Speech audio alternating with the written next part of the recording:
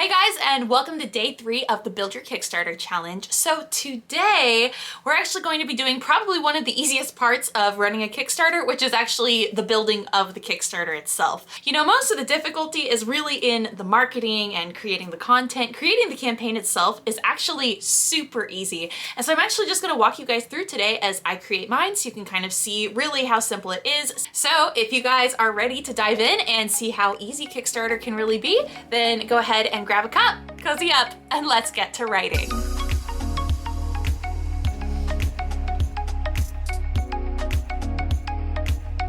All right, guys, so if you guys don't have a Kickstarter account yet, this is gonna be really simple. You're just gonna go to Kickstarter.com and create one. That is gonna be step 1. I obviously already have mine created, seeing as this is my 7th Kickstarter. So once you have it created, it's as easy as opening up here and then clicking this new button for new campaign. And first, let's get you set up. Select a primary category and subcategory. Okay, so obviously mine is publishing, and normally I am in young adult, but right now I'm in children's books. All right. Oh, right here, guys, it says you're back and you're a champ. I don't know what it says when you're not back. Maybe it just says you're a champ for the first time instead of saying you're back. But gosh, what a positive, encouraging place Kickstarter is. All right, additional subcategories. Probably art. There's a lot of art that goes into this.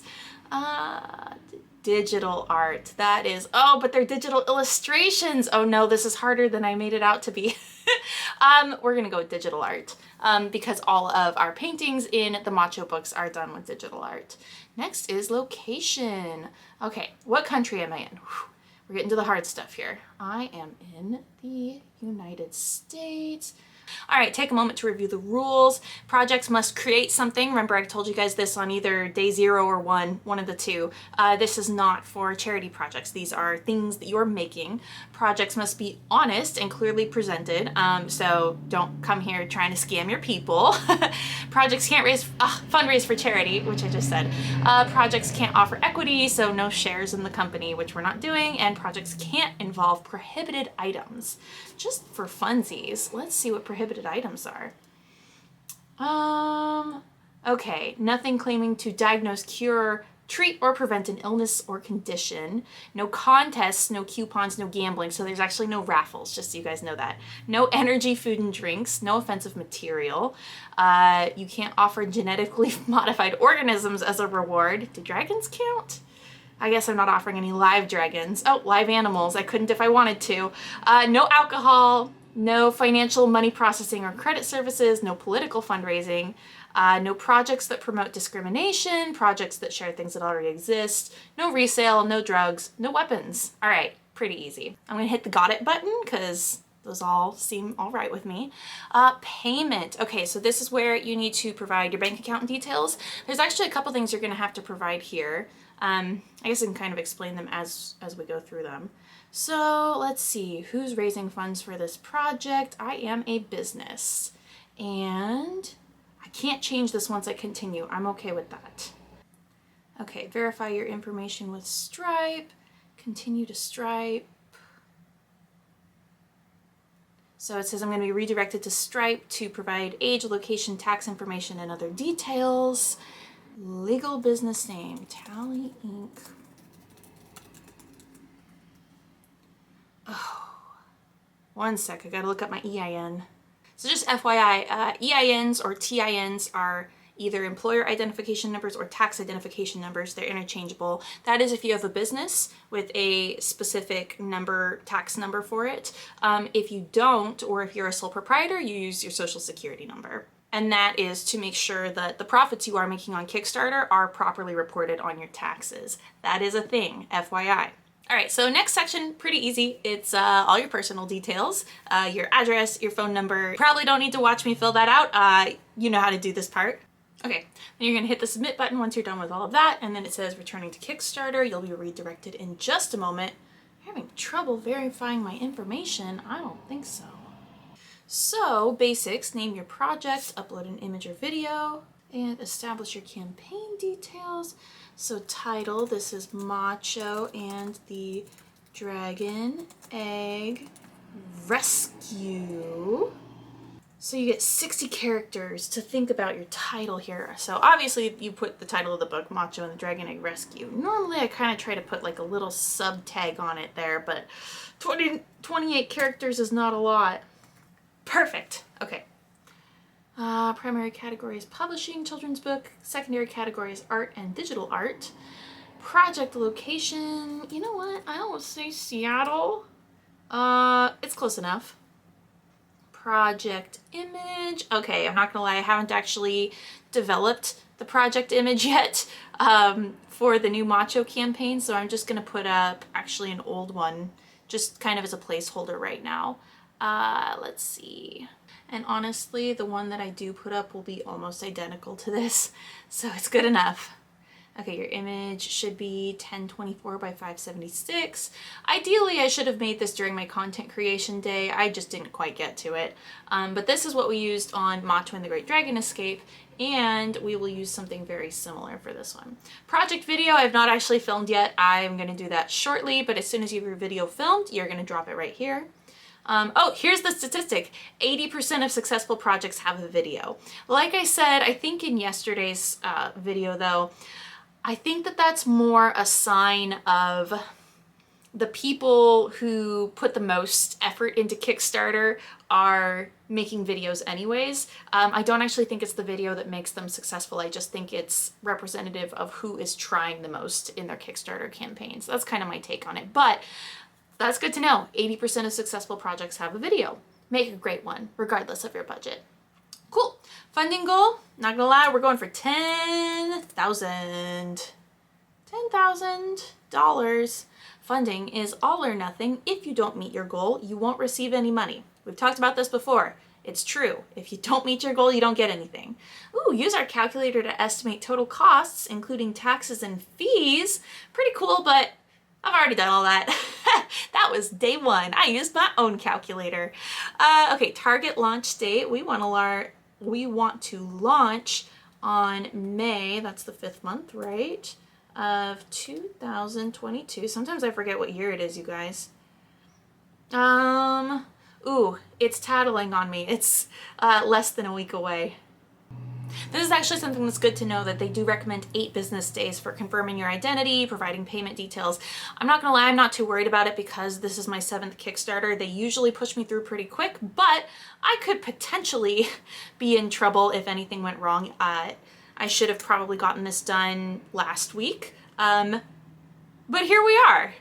I want this to run for, actually no, I don't want a specific number of days. I want a specific end date because I like it to be right on the very last day of the month, and there are 31 days in May. And I want it to end at 11:59 p.m. so that I can tell everyone, it ends tonight at midnight, which technically is 11:59, just so you know. Okay, this whole thing about campaigns that last 30 days or less are more likely to be successful. So you can actually run a campaign that is 60 days long. I don't know if they let you go over 60, but you can go up to 60 days. But let's be real, guys. Who's gonna come to your campaign and buy a book on day 53 who wasn't able to do it in the first 30 days? You know what I mean? Like, how many more people are you honestly gonna get if you extend your Kickstarter window from 30 days to 60?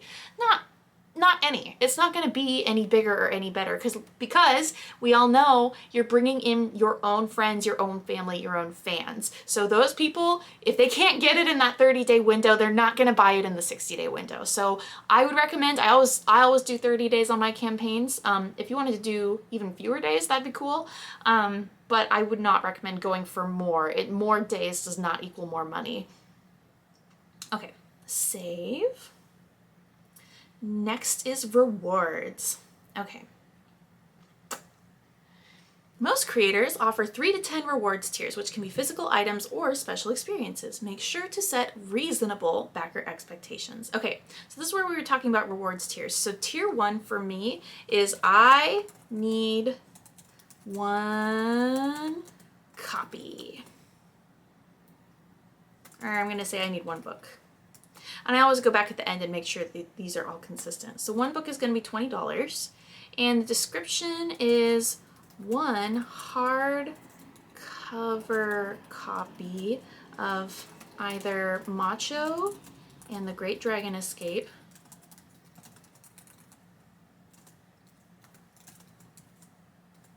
or Macho and the Dragon Egg Rescue. Normally, so in all of my past campaigns, I've offered like all of my books as incentives. So when I ran Macho and the Great Dragon Escape, people could still buy Tally, Epic, Steal for 3, Wear the Cloak. Avlask wasn't out yet, was it? No, I don't think so. Anyway, they could buy any of these ones, which actually caused like a logistical nightmare because when I went to buy all of the boxes that I need for shipping out, if people ordered 2 books, I couldn't just buy a 2-book box because it then depended on if they were getting 2 of these books or 2 of Macho or 1 of each. They all needed different boxes, and it was horrible. So in this campaign, I'm learning from my last one, I'm only offering the Macho books in this one. So in all my other campaigns, you know, I've had all my books available, but actually for this Kickstarter, I'm not giving people the ability to buy Tally. These are my young adult novels. They're just very different, and to be honest, like, it's more than just the shipping. I just want it to be really simple. Okay, you can either get Macho 1 or Macho 2 or both. So it's not this crazy ordeal when I have to ship all these out of figuring out exactly how many of every single box I need. But also, you know, if people want the novels, they can wait until my next Kickstarter that's for the young adult books. And I probably will stop offering Macho as an option in the young adult Kickstarters. So for me, I've kind of found that I want to have that separation. Estimated delivery. Will your backers receive any physical goods? Yes. Only physical goods. I'm not delivering any digital services. Physical goods are things you can't consume, such as playing cards, 3D printers. Well, you can consume playing cards. I wouldn't recommend it though. Shipping, you know, shipping internationally, you guys, is so tough. It is extremely expensive. I'm going to do it because I have a lot of people who are out of the country. If you guys don't know a ton of people who are out of the country, I would actually recommend only shipping within whatever country you live in, because it is so hard to estimate what it's going to cost to ship internationally. I mean, it's wild. I'm going to put it anywhere in the world though, but honest to goodness, if you want a copy of Macho, it's $25 to ship it. So that's what I'm charging. That might even be low. I might be taking a hit on that for some countries. Oh, maybe I should do 30. Oh, the prices keep going up. I'm gonna do 25. Okay. And then anywhere else in the United States is $5. We talked about what shipping costs like back in video 1. The way that I determine that is like I completely waive all the labor costs. I just am thinking about what it costs to ship it, which is, you know, right around $3 or $4, and then another $1 for the box that I have to ship it in. And then, you know, if I were counting labor, it would be more. But you know what? I'm gonna keep this simple, so we're just gonna say $5 for shipping. Okay. So let's see. So $5 to ship anywhere in the US, $25 to ship anywhere else in the world. Estimated delivery. My guess, I think they'll be here around August, September. You never really know, especially with the world the way it is, but we're gonna go ahead and say September of this year. Hopefully it's August, could be October. September is my best guess though. Project quantity. So this is actually where you could limit how many you wanted to give out. I wouldn't recommend doing that. A lot of times what people use this for is like early bird discounts where the first, I don't know, you could say the first 25 people or everybody within the first day gets it for $2 off or something to that effect. I don't like giving people that feeling though that they are paying more than they need to. So if everybody else got it for 18 and you get on the campaign and you see that you have to pay more than everyone else did who bought it in the first 2 days, I don't really love the feeling that that gives you, so I don't do it. It's not a bad sales tactic. It probably works pretty well, to be honest, because then everybody does their best to order within the first 2 days, but it's not my favorite way to do things, so I kind of skip that, and I don't put a time limit on it either. That would just be like limiting how much time this specific rewards tier is available for, which is not really my thing. Okay, add-ons. Add-ons are actually a new thing since the last time I was on Kickstarter. That is little trinkets and things that people can add in. They could add in, so after they've made their pledge, maybe they can add in art prints, or they can add in an audiobook or some other, maybe an ebook version. So add-ons are pretty cool. I've not actually used them yet. I was kind of thinking I might potentially like record an audiobook of Macho and have that as an add-on that someone could add for just $5 extra or something. But let's see. Ooh, here they are. Okay, add-ons. Add-ons are optional rewards. Backers can add to their pledges accessories, game expansion packs, movie posters, copies of an earlier publication, things like that. Cool. So I will do add-ons, but I'm going to finish the rewards tiers first.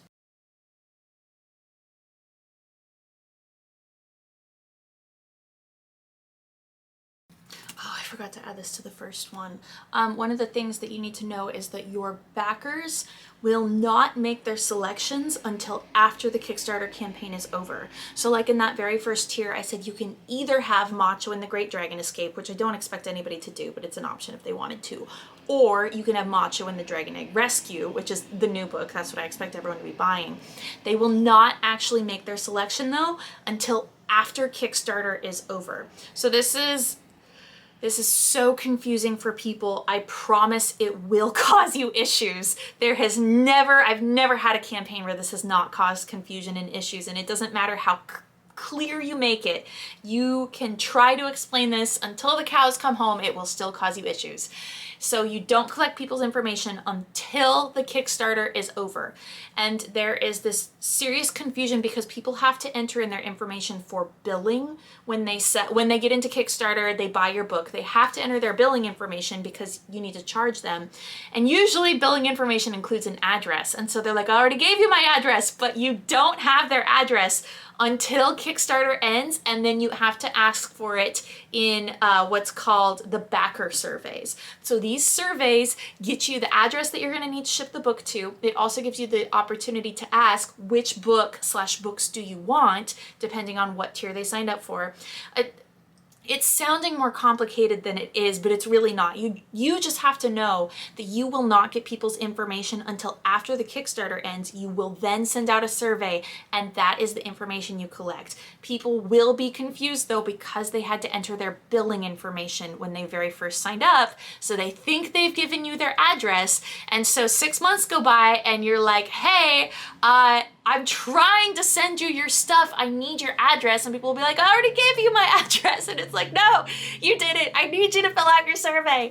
It's gonna happen. So just be at peace with it. You can deal with it when it does come up, but try to be as clear as you can now to put in, I put this in every single tier, that you will make these selections after Kickstarter ends. I will send you a survey, and that is how you'll make your selections. So you will a survey after, which asks for your selection, your book selection. That is as clear as I can make it, but just watch. All right, the other thing that you should know is that I promise, even if you have a 30-day campaign and you spend all 30 days getting the word out to your friends and your family, and you say, the campaign ends this day, I cannot reopen it for you guys, I promise, you will have at least one person, probably more, who messages you at midnight the day the campaign ends and goes, why isn't it working? Why can't I order the book? And you're gonna do one of these, and then you politely say, all right, it's over. You can't buy it through Kickstarter anymore. We'll find a new way for you to purchase your book. It's gonna happen, I promise. You're gonna be lucky if it's only one. It's most likely gonna be multiple of them. And it's always it's like always right after midnight, like right after the campaign closes, that they will start messaging you wondering why the campaign's not working, or either that or the next day. It's gonna happen, be at peace with it. Just think about now how you're gonna handle it.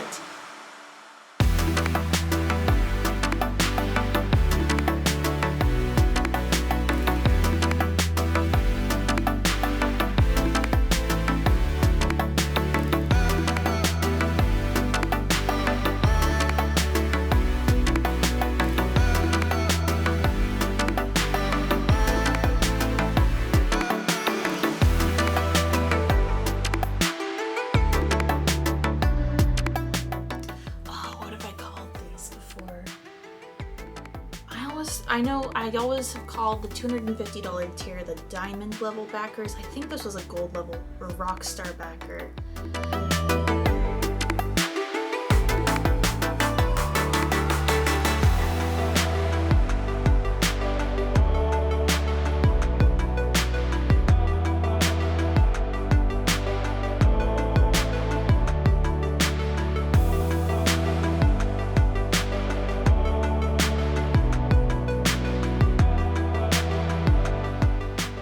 Come back to the add-ons later. Let's get to the story right now.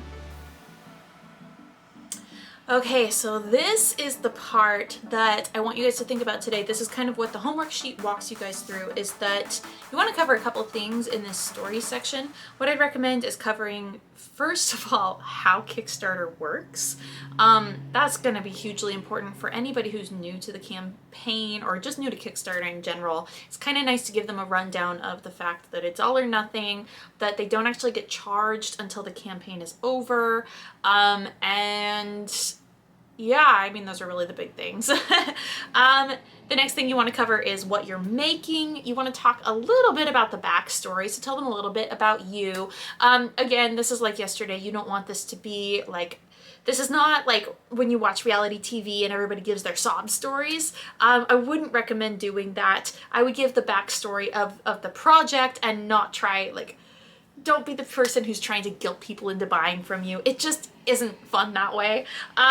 Go through your rewards tiers, and you actually don't have to do those as part of the story. They will show down the side of the Kickstarter.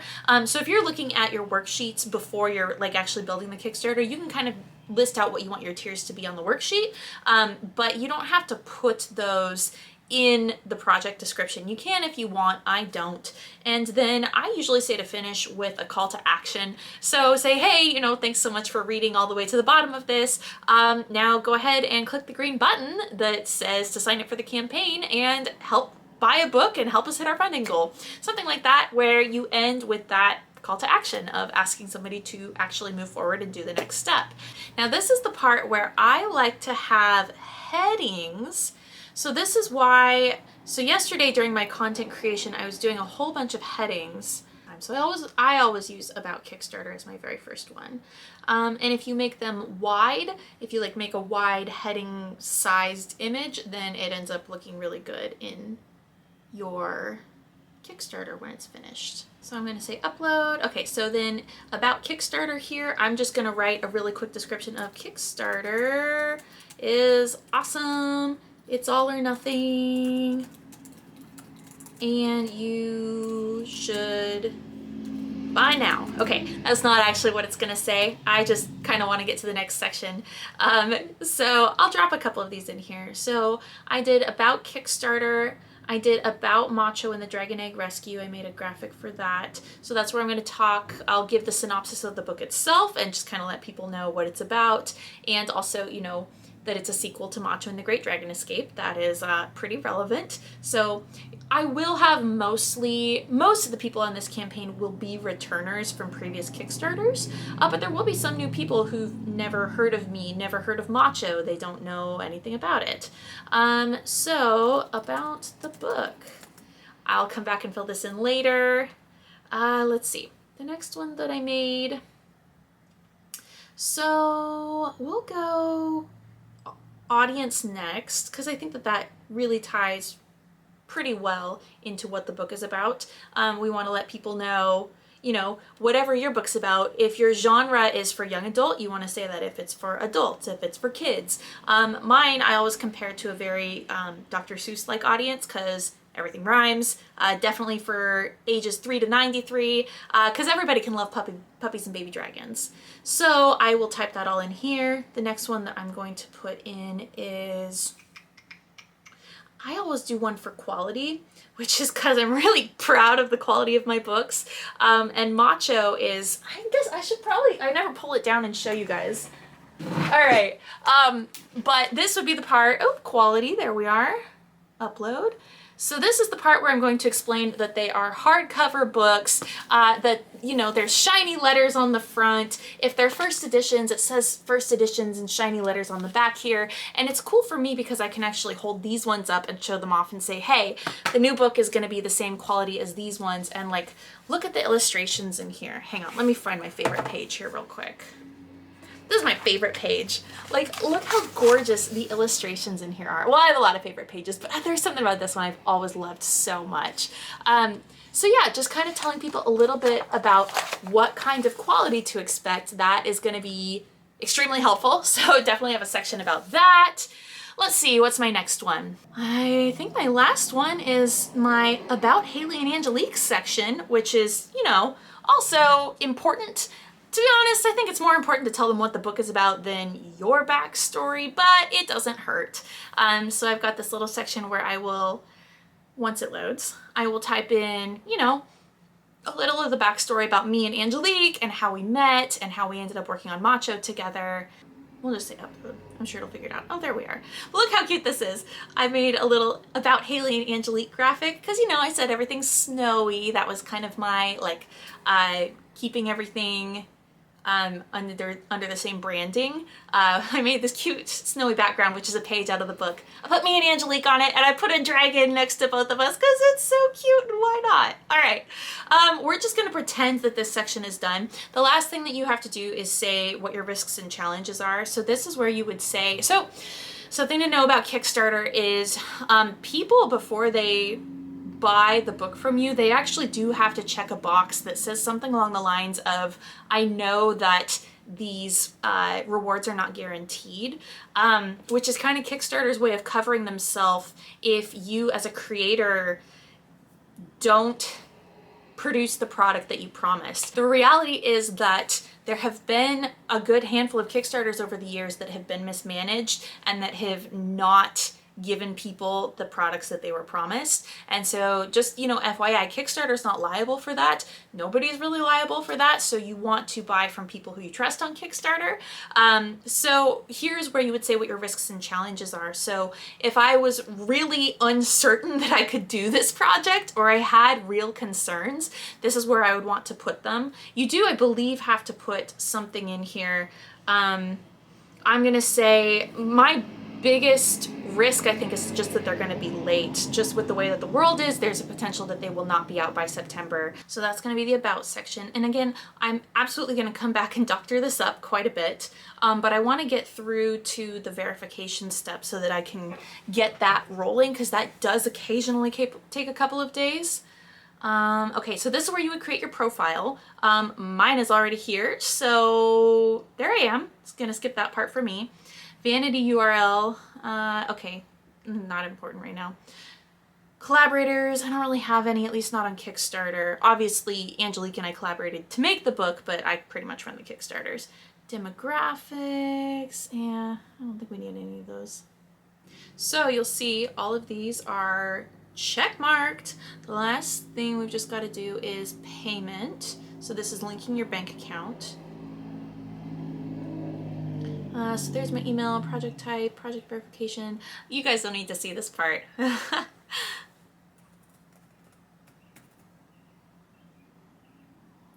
I'm typing in my account number right now. Okay, so this next section, so once you give them your bank account, there's also actually going to be this payment source. And what this is actually, once the campaign is over, they take about 2 weeks to, you know, like settle out any card issues that they're having. You get your money about 2 weeks after the campaign ends. But after that, if somebody were to dispute the transaction, say that it's fraud, cause any sort of a chargeback, Kickstarter actually will come back to you to take that money back. So this second payment source is basically how you're going to pay Kickstarter if somebody later on defaults on the money that they already gave you, which shouldn't happen. I don't think ever happened to me, but I can see why they do it, just in case, you know, one of your friends, gets on and pledges $2,000 and then goes and disputes it later, but Kickstarter's already paid you the money. I think they're just kind of avoiding having that scenario take place. So this shouldn't be an issue. It never has been for me, but you do have to provide a payment that is separate from the account where you're receiving the money. Okay, I can't generate a URL until I've submitted for review. My pre-launch page, I don't really do pre-launch pages. Google Analytics, nah, I don't really need that. How'd I get here? There's a launch button around here somewhere, I just gotta find it. Okay, Macho and the Dragon Egg Rescue, children's picture book. Next, send your project to review. Review is required to ensure your project follows all our requirements and rules. Double check them and the details before you send.